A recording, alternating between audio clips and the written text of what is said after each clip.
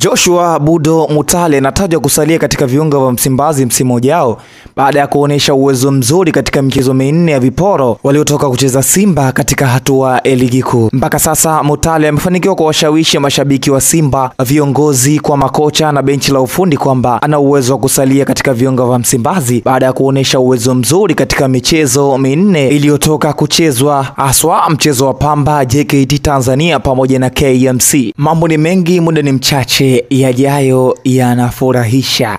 Je, Simba itakuwa rahisi kumbakisha Joshua Mutale baada ya kuonesha uwezo katika michezo minne iliyotoka kuchezwa? Tukianza na mchezo wa Mashujaa, mchezo wa JKT Tanzania ambao alionesha uwezo mkubwa baada ya kuisaidia Simba kupata alama 3.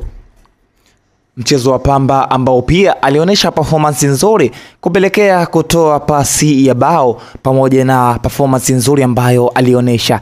Lakini pia bila kusahau mchezo wa mwisho, mchezo dhidi ya KMC, mchezo ambao mashabiki, viongozi mpaka wachezaji wenzake akiwemo Ngoma alimsifu Joshua Mutale baada ya kuonesha uwezo mzuri ambao ulifanikisha Simba kupata alama 3 kutokana na assist 2 ambazo alizitoa kwenda kwa Mukwala na kupelekea Simba kupata alama 3 na kufikia nafasi ya pili kutoka alama 1 ambayo mpaka sasa Young Africans anaongoza kwa tofauti alama 1.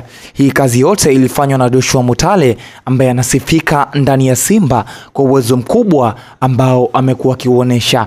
Mambo ni mengi, muda ni mchache. Usahau kusubscribe, kulike na kutano na alama notification ili uweze endelee kupata taarifa nyingi ambazo huwa tunazitoa katika peji yetu ya Elimay TV. Mambo ni mengi, muda ni mchache. Mutale atasalia Simba ama ataondoka ndani ya viunga vya Simba?